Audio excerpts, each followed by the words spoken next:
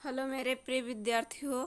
आज हम इसमें आपको बताने जा रहे हैं जो पंडित जसराज हैं उनका जो इसमें साक्षात्कार है, तो हम उनके बारे में बताने जा रहे हैं। साक्षात्कार क्या कार इंटरव्यू को कहते हैं, जो अपने अंदर का जो कला जो निखार होता है या जो झिझक होता है, जो हम अंदर से जो भी बोलते हैं किसी के सामने, वही क्या इंटरव्यू के अंतर्गत आता है। तो चलिए हम इसमें जैसा कि देख लेते हैं कि पंडित जसराज का ये इंटरव्यू उनका हम इसमें भावार्थ समझते हैं, अर्थ समझने की कोशिश करते हैं।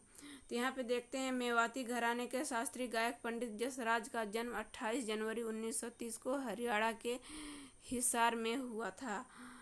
अपने संगीत की शुरुआत शिक्षा अपने पिता पंडित मोतीराम जी से ली। क्या कह रहे हैं कि जो पंडित जसराज जी हैं इनका जो जन्म हुआ था, तो जन्म इनका मेवाती घराने के शास्त्रीय गायक पंडित जसराज के यहाँ 28 जनवरी 1930 को हुआ था, जो कि हरियाणा में ये पड़ता है। और संगीत की इन्होंने शुरुआत अपने पिताजी मोती राम जो उनके पिता थे, तो उन्हीं से यह लेना शुरू कर दिए थे। अपने गायन के जरिए अध्यात्म से जोड़ने की कला की वजह से पंडित जसराज का को रसराज भी कहा जाता है। तो इन्होंने अध्यात्म यानी कि जो देवी देवता होते हैं उनके प्रति जो आराधना करते हैं, ध्यान लगाते हैं, उन्हें आराध्य कहा जाता है। तो उनके प्रति जो ये भाव रखते थे, प्रेम भाव, श्रद्धा भाव, तो इसीलिए उनको वो गाते थे, कला उनके अंदर थी, इसलिए उन्हें रसराज के भी नाम से जाना जाता था। फिर यही है आपको 1975 में पद्मश्री, 1990 में पद्म भूषण और 2000 में पद्म विभूषण से नवाजा गया। तो इस प्रकार से इनको 3 जो हैं तो भारत सरकार द्वारा जो पुरस्कार भी मिले। तो जैसा कि पूछ देता है कि कौन कौन से वो 3 थे, तो उसमें थे यहाँ पे ये पहला 1975 में जो पद्मश्री, पद्म भूषण और पद्म विभूषण, ये 3 पुरस्कार हैं, पुरस्कार के नाम हैं, जो कि बहुत साहित्य के क्षेत्र में बड़े हैं। उनमें उनसे बातचीत के कुछ अंश पंडित जी अपने बचपन के बारे में बताएं, अपने माता पिताजी और अन्य परिवार वालों के विषय में बताए। तो इस प्रकार से जब साक्षात्कार होने लगा तो उतने समय वो अपने पिताजी के बारे में और अपने माताजी के बारे में किसी और से बताते हैं। तो चलिए यहाँ देखते हैं, आपके पिताजी का निधन जल्दी हो गया था, क्या कुछ याद आता है उनके बारे में? तो जय हो, मेरे पिताजी का नाम पंडित मोती राम जी और माताजी का नाम कृष्णाबाई था। आपने सही कहा, जब मैं 4 साल का ही था तब मेरे पिताजी का निधन हो गया। उस छोटी उम्र में ही मैं उनसे गाना सीखना शुरू कर चुका था और फिर वो शिक्षा जारी रही। क्या कह रहे हैं कि जब वो छोटे थे, जब वो कम से कम 4 साल के उम्र के थे, तभी उनके पिताजी का जो निधन हो गया, तभी वह गाना उन्हीं से, अपने पिताजी से ही सीखे थे। फिर पंडित जी हम में से हर इंसान ने बचपन में शैतानियाँ जरूर की होती हैं। आपकी कौन सी शैतानी है जो ताउम्र याद रहेगी? तो ये उनका से कोई इंटरव्यू में पूछ रहा है कि पंडित जी ये बताइए कि जो इंसान होता है वो बचपन में ज़रूर कुछ ना कुछ शैतानी करता है। आप कौन सी शैतानी ऐसा किए हैं जो कि आपको हमेशा ज़िंदगी भर याद रहेगी? तो यहाँ हाँ बताते हैं कि बात आप सही कह रहे हैं, शैतानी तो ज़्यादातर लोग करते हैं, लेकिन मुझे शैतानी करने का तो समय ही नहीं मिला। जब शैतानी करने की उम्र हुई तब पिताजी हमें छोड़कर जा चुके थे। ऐसे में लगा कि मुझे घर के लिए कुछ करना चाहिए। 7 साल की उम्र में तो मैंने अपने मंझले भाई के साथ स्टेज पर तबला बजाना शुरू कर दिया था। पंडित प्रताप नारायण जी ने मुझे तबला बजाना सिखा दिया था।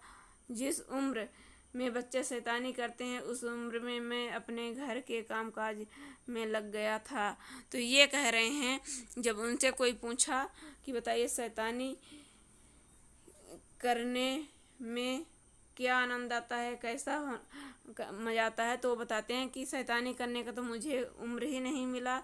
कोई उम्र ही मेरी नहीं थी, क्योंकि उनके पिताजी वो बचपन में ही उनको छोड़ के चले गए थे।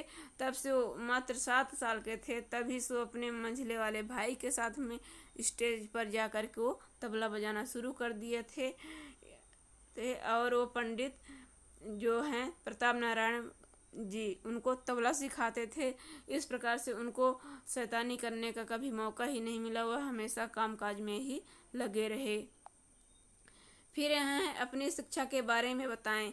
कोई उनसे पूछ रहा है कि अपनी शिक्षा के बारे में बताएं, आपकी शिक्षा कहाँ तक हुई है। तो बताते हैं कि मेरी एक ही शिक्षा है, संगीत की। जैसा मैंने कहा, मैं घर के कामकाज में जुट गया था, मेरी पढ़ाई लिखाई वहीं ख़त्म हो गई। तो क्या बताते हैं कि मेरी सिर्फ एक ही शिक्षा है, अब वो है संगीत, यानी गाने बजाने की है। और ज़्यादा मैं पढ़ लिख नहीं पाया, क्योंकि मैं घर के कार्यों में को करने में जुट गया था। फिर आपकी संगीत शिक्षा की शुरुआत कैसे हुई। कोई पूछते हैं कि आपकी संगीत की शुरुआत कैसे हुई। तो यहाँ पर ये बताते हैं कि मैंने बचपन में ही पिताजी से सीखना शुरू कर दिया था। जब वो नहीं रहे तब मैंने अपनी साधना जारी रखी। बाद में जब मैं करीब 15 वर्ष का था, तब मेरी संगीत की शिक्षा मेरे बड़े भाई पंडित मणिराम जी के साथ शुरू हुई।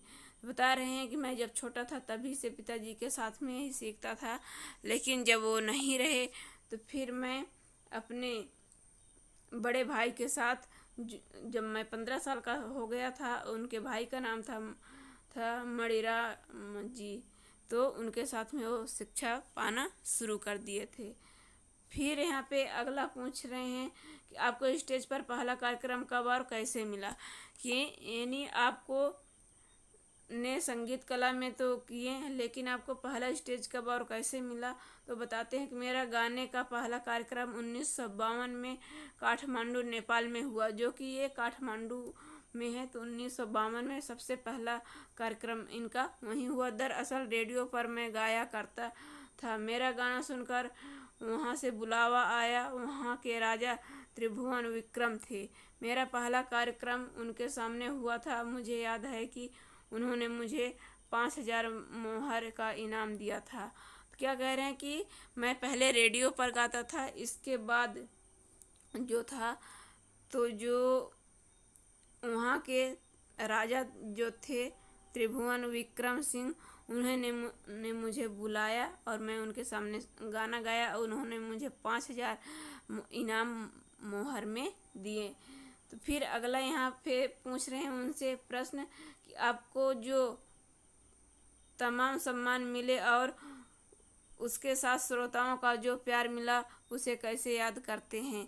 यानी जो गाना गाते समय जो आपको कई प्रकार के पुरस्कार भी मिले, पद्मश्री, पद्म भूषण, तो इस प्रकार से जो और भी जो पुरस्कार मिले, और जो श्रोताओं के साथ में जो बैठ जो गाएं, उनको जो श्रोताओं के द्वारा जो आपको प्यार मिला वह कैसा रहा।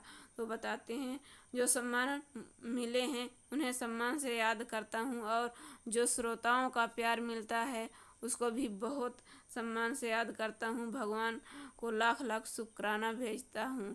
तो इस प्रकार से वो कह रहे हैं कि जो मुझे श्रोताओं के द्वारा यानी सुनने वालों के द्वारा जो मुझे प्यार मिला, मैं उनको भी बहुत बहुत धन्यवाद देता हूँ और याद भी करता हूँ, और भगवान को भी मैं लाख लाख शुक्राना देता हूँ, यानी शुक्रिया अदा करता हूँ कि उन्होंने मुझे यहाँ तक संगीत कला में मुझे इतनी कम उम्र में मुझे आगे बढ़ाए, साहस दिलाए। तो इस प्रकार से ये पंडित जसराज पाठ का ये भावार्थ हो गया।